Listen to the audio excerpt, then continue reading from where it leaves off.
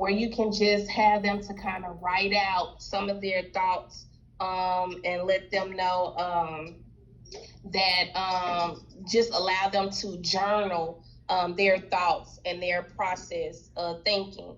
KWL chart, Miss Fleming mentioned those. I like them. I like the fact that she said she wanted to kind of guide their thinking with it. That's even better. Formative assessment should be done throughout the lesson. I love Mr. Anderson's class, and he's going to share with you guys some Nearpod information. He's so excited about it, and I can't wait for him to show it to you. He tried to get me to put my PowerPoint on there because I was like, I wanted to be like you, but it was kind of too late. I wish I would have reached out to him a little bit earlier so I could add my little formative assessment the way he's doing it in his class, because y'all, he's doing the thing. If y'all have not seen it on your planning period one day, just hop into his class one day, because he's excited about those Nearpod. Minty. Lewis. I'm sorry. I'm writing the notes, and I don't know if I was lagging. I just heard all the comments you were giving, but who did you say? I didn't hear who you said. Okay, thank you. Yeah. Menti is just like a poll type thing. I used it in one of our professional developments we had at the beginning of the year. That's a good thing, along with polls everywhere. Also, graphic organizers. When I say I had a graphic organizer for every single standard that I did, we did a web diagram like this concept definition map. I made it so that kids understood how the layout, how it all connected with each other. So if I was you, every single thing that you're doing, even if it's matter is broken down into 3: solids, liquids, and gas. These are examples of solids. These are examples of liquids and gas. And then I just continue to add on to the bubble so that they can see how it overall is connected. And that really helped my students. Kahoot is always a fun game that kids like to use. Because we are in middle school, majority of them already have cell phones, so they're able to kind of use that. Summative assessments are things that you're going to the overall product. And what I usually tell kids, you should be able to complete your summative assessment if you've been paying attention, because it's just a build up to your overall. So projects, really thinking about using the engineering and design process. If you don't know what that is, please Google it. You are at a STEM school, and if we want to be STEM certified, they are very big on the engineering and design process along with their scientific method. So a lot of your lessons should be around focusing on that. Exit tickets, that can be considered a summative assessment. Your labs, virtual labs, Gizmo. If you sign up with an email, you probably just have to keep changing your email out, but they have virtual labs and it's free. Multiple choice, we want to still make sure that we're looking like the test will look like it will look like on the TCAP. Essay styles, CERs were my best friend, and when I send you the link, you could be able to click on here and it'll show you some different CER models and how to form your CER models to have students to write better. How would they learn how to write? And let me see if it'll allow me to do it on here. I might have to share my whole desktop with it. But this was a CER that I used to help my ELA teachers when I was at Winchester, when we were looking at Bud, Not Bud. You form a question. After you form that question, the students make an actual claim to the question. Then they have to go back in the text and provide evidence that will support that claim that also answered that question.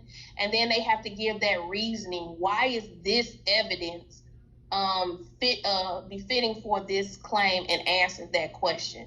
And they can come up with 2 to 3 evidence for it. I'm going to share my complete desktop so that you're able to, yes.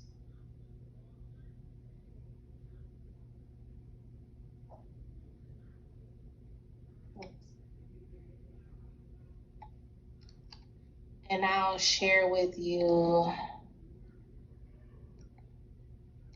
website. This is the template that I used to use, and then right here you can add in your traditional words. And what I used to tell students that this was your introduction, along with these, your introduction, and then these were paragraph 1, paragraph 2, paragraph 3, and then this was your conclusion paragraph. And so they use those transitional words to help them build. So attached here are transitional words that they can pick from and use to help them write, along with some examples of how to support their claim and some conclusion words that they can use. So in that PowerPoint, you'll be able to see that. I'm gonna skip over this one. So where do we go as a science department? I'm almost finished, guys. We're going to be looking at the standards, hopefully with Ms. Kimball and with your PLC meetings. I really want you to dig deep into those standards. And I know you guys had some questions about which form to use, the Dickey or the WES. So this one is going to show you when and how to use it. I do like the Dickey planning tool, but it's more for just getting all your thoughts and process out for each standard. If I was you, I would use the planning tool for each standard, really to break the standard down, to know what words, vocabulary words, what things that you need to know, and break all the way down for each standard. So I would use that planning tool to break down each standard and to dive deeper into student misconceptions that they may have. You're also, when you're creating your summative assessment, you can use things like Performance Matters or Mastery Connect to create your summative assessments. I do want you, when you send your lesson plans, to send your summative assessments so that I can look at them and give you feedback on them, just so I can make sure that they're also geared towards where kids, what questions they will see on the actual test for TCAP, and are they rigorous enough for the kids and pushing their thinking. When you're creating your lesson plan, you will use the WES template that was given by Ms. Kimball, and making sure that you use those check for understanding questions and tasks in order to create your lessons. When you're creating your diagnostic assessment and formative assessment, being able to use the same tool to switch out for each for out the content. So making sure that you're creating your diagnostic and formative assessment before you actually create your daily lessons so that you can use those. Right now, I don't have any of the science data as it relates to current, past, 10 ready, or the current performance matter. But once we get that, I do want to plan to set up a data room so that I can see all of our 6th grade, 7th grade, and 8th grade babies as it relates to science. I want to see where they are currently and how they're growing throughout the year so we can make data decisions on instruction-wise of where they need to be. So in our next step is to create a data room and using that information from the benchmark performance matter to help us to begin starting data collection. Goal setting. It will be my goal for each one of our students to have a data folder to track their own data so that they know where they are and where they need to go. Some people don't think that it makes a difference. It makes a tremendous difference when the students know where they are and you have that motivational speech like, hey, you currently at a 50. By the end of the year, I'm trying to get you at a 70. By the winter, you're going to be at a 65. I'm going to get you there. But these are the things that you're going to need to put in place so that you're able to get there. Those conversations with those students makes a difference. I had a data conversation with every one of my students. Like I said, every one of my students had to track their data. After a single assessment, they filled in their data charts We had a quick data moment where we called out those that were performing 80 and above, because mine was 80 and above in my classroom. We gave shout outs, I gave gifts, prizes, whatever. It was a sticker. Kids were loving stickers. I know we're in virtual learning, so we have to be very creative. I am working to get our Tiger store up and running. So if you need Tiger Bucks, we can pass out Tiger Bucks, and we can set days for each grade level to be able to come in and go shopping in the Tiger store. Because I want them to know that they're going to be rewarded for having growth or growing as an individual. So making sure that they're tracking their own data. Their fall score will come from Performance Matter. Their winter scores when we take it in the winter, and their spring, so they will be able to track it. But like I said, I track every standard for mastery. So kids had to track their own data based off of each standard. And they will make self-adjustments so that they're able to meet their needs. Teachers, I need for you to be able to track the students' data based off of each standard, and then be able to provide a monthly conversation with either the student and the parent to let them know where they are and where they need to be. And then throughout the lesson, make sure that you're adjusting the lesson or tasks and instructions to meet the needs of the students. This is the end of my presentation. I'm going to put this survey link in your in the chat box for you, so that you can take the link. I would love to hear your feedback from here, so I can know how I need to adjust as an instructional leader. I also want to share with you real quick how to get your feedback. I don't know if you guys saw your feedback from my observations, but anytime I do feedback or I visit your class, I'm going to put that information in here. So if you go here, go to staff notebook.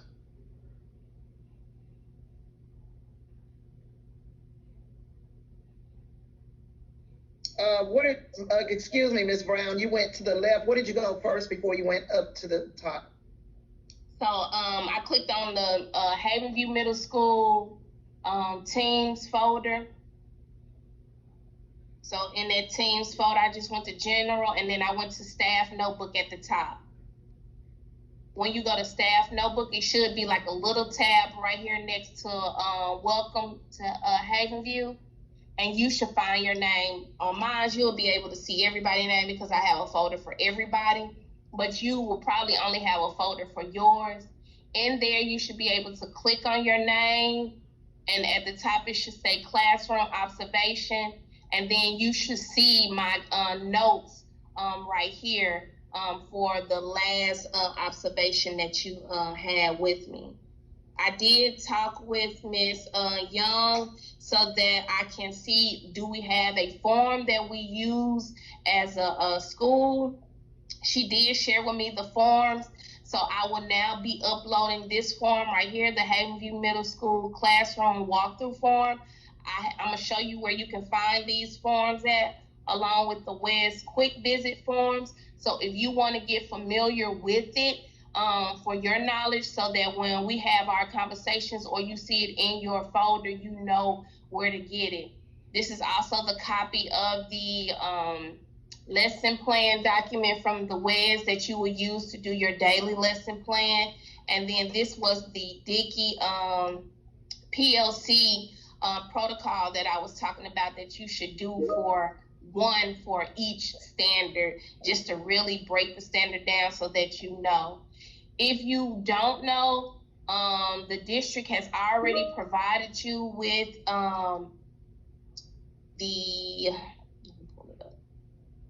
these stand. No, you can go ahead. I'll wait. I was trying to just say it while you were getting ready. They have already created the standards for you with the objectives, the performance-based objectives. And I thought they were already up. I must have closed them. But here's the 8th grade, here's the 7th grade, and here's the 6th grade.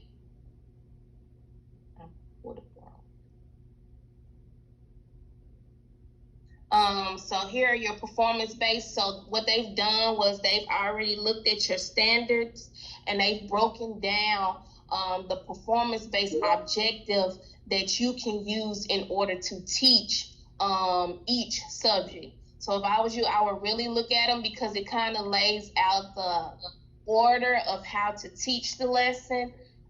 Even if today, if you're going to spend a week on this one or a week on that one, you can kind of break it down to go in depth of one of these. I've created a Teams folder for you guys. So if you look at Teams and find your science notebook, inside your science notebook are those files that I was talking about. So if you click on files, is this the right one? No, I'm in the wrong. I'm at Whitehaven Elementary. I'm sorry. It should say. Let me pull it up.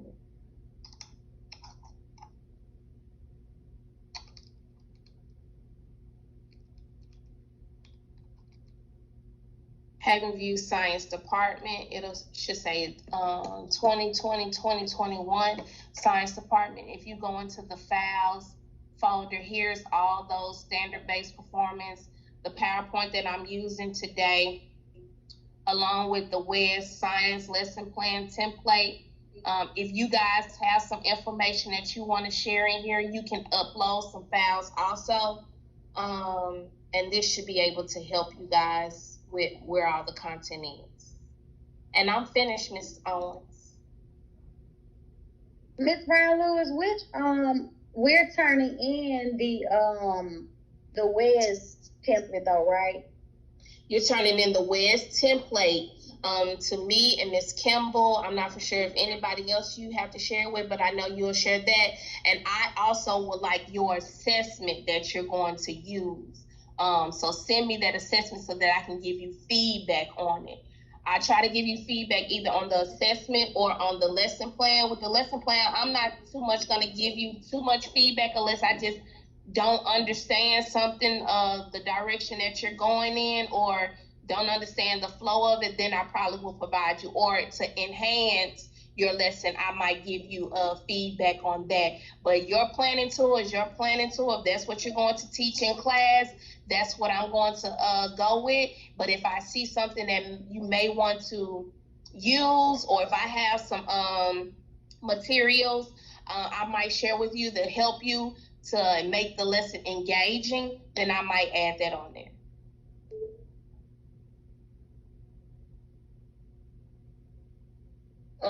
Let's see. Ms. Brown, we don't have access to Mastery Connect, do we? Everybody in the district should have access to Mastery Connect because it was free. So you should have access to that. I don't know if this is my first year back into the WES, so I don't know if you guys have a question bank that y'all specifically can use for Performance Matter to create assessments in there. Ms. Kimball may be able to speak on that. Okay, Mastery, Performance Matters do have a lot of questions, but a lot of them don't relate to what we're teaching. They're sort of, I don't know if everybody will agree with me, but they didn't have a wide base of questions. Ms. Owens, when I use Performance Matter, I usually type in the standards. And I feel as if you get better questions if you type in that standard, because it'll pull up all the questions for the standard. Okay, but some of them just last year, they just didn't go along with what I was teaching. But I'll try that way. Thank you. I'll try that way. And so, do we have any? Is there any questions now? Because Mr. Anderson is going to go ahead now with incorporating Nearpod in science lessons. So, Ms. Brown, that was excellent. And I will be needing some help on a lot of things that you talked about. If y'all need some help with the assessments, let me know. If you need me to model one for you, I just really want you guys to really focus on assessments this month. So that's what I'm looking at. That's what I'm giving you feedback on, is your assessments, so we can make sure that we're looking. So even when I go into your observations this week, I'm going to be looking for two things. One of them is objective driven lesson, and then the other one will be at how you're assessing the kids throughout the lesson. Okay, Ms. Brown, I may have missed it. Excuse me, you all. So they're turning in assessment with every lesson plan? Just the summative assessment, not all the formative and diagnostic. I don't want that. What's the overall assessment that they're going to use to determine if the kids master? So if this week you're going to be assessed, then I need to see it. Or just give me the assessment for the standard, the overall assessment. So if this week, for the next 2 weeks, I'm going to be teaching standard 3.7, then I'm going to create an assessment that's going to determine mastery of this standard. So you don't have to provide me with a assessment for each week. I really just want the assessment that you're going to determine mastery for that standard. Okay, so I'm trying to say, so when they turn in a lesson plan for this week, just say they're not going to have summative assessment for this week. So they'll just turn in the summative assessment the week that they're having the assessment. So, Ms. Fleming, what standard are you on now? I don't know the standard number. It's the one about motion and stuff, though. Okay, and how long is the pacing guide saying that you're going to be on that? A week. So she's going to have to assess those kids based off of that one standard. So I'm sorry. Never mind. I'm talking about the actual lesson. The standard itself, the way it's broken down is I will be still teaching the same standard literally 3 weeks from now, but it's a different part because it's speed, then it's motion, then it's velocity. All of that is the same standard though. Mm-hmm. Like for an example, okay, I'm looking at your thing. Your unit 1 is 3.5 weeks. So you can either provide me with a assessment that's going to basically assess the kids for their whole entire standard, or if you're doing like on this first one, it's 8.PS2.3. If you're going to basically only assess them off of that one standard, then give me the assessment for that one standard. But if you're going to do multiple standards, whatever test you're going to give to the kids at the end of whatever unit or whatever it is, I want to see it first. So it can either be for the end of the unit or the end of the standard. Y'all get it? I don't want your weekly assessments that you're going to give to the kids. If you want to, you can send that to me and be like, hey, Ms. Brown, can you give me feedback on this weekly assessment? I want to make sure that it's rigorous, that it's building students' knowledge, or is good. You can give me that and I can give you feedback. But the only one that I really, really want to see is that one at the end of the unit. Because that's the one you should have created before you even started to teach. Ms. Owens?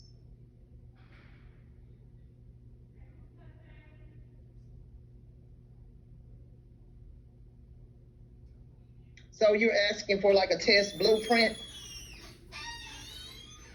What you mean? A blueprint is like you said, you want to say you do the test before you do the lesson plan. You basically should create the test before you Okay, that's what you call, that's the test blueprint, is when you create the test and then you sort of drive your lesson plans from there. Mm-hmm. So yeah, I would like to see that first so I can see like, okay, what are you going to be teaching? How's it aligning to the standards? Are the questions that you're even asking the kids that you're assessing them on even aligned to the standard that you're teaching? Okay. And I'm Ms. Brown, I have a question. It's totally off of science. It's just I was gonna ask in in photo, but we got out before I got in. I was in Power School today, and you know how they already set our weights for us this year. And in first quarter, it was first quarter only, but it was for each one of mine. They left off homework. Do you know if that was intentional? I can call and get clarification on that. I don't know why they will leave off. I don't know if it's just because of virtual It platforms. was just for quarter one. I went through all the quarters. They were there. I went ahead and added it for mine, but if it's a problem, I can go and delete it. But I went ahead and added homework because I needed that weight because I'm reaching out to parents. But it wasn't on any of my quarter one. Be careful with adding it, because I know the problem that we had last year. Teachers were adding categories, and when it came down to the overall, it wasn't adding on to their final grade because they did not add it in the specific category that was created by the district. I know last year, like you said, this year they should already have categories for you just to automatically add the assignments in. And the ones that you create on your own, they won't be calculated in the final score. So I'll call somebody from Power School that I'm good friends with to see if it was just the error on yours or if that's just something that the whole entire district is doing. Okay, thank you. Mm-hmm. I'm sorry. Okay, you're fine. And thank you again, Ms. Fleming, also for keeping the time and keeping the minutes for our meeting. So, Ms. Brown, anybody else finished? Because now Mr. Anderson is going to go ahead and show us incorporating Nearpod in science lessons. So he's just going to give us a little example. And then he found out something new yesterday, how he can do the assessment, and then it gives you the entire feedback with the student's name and the grades. So that'll help us a lot in science. So, Mr. Anderson, now you're going to go ahead and share out with us.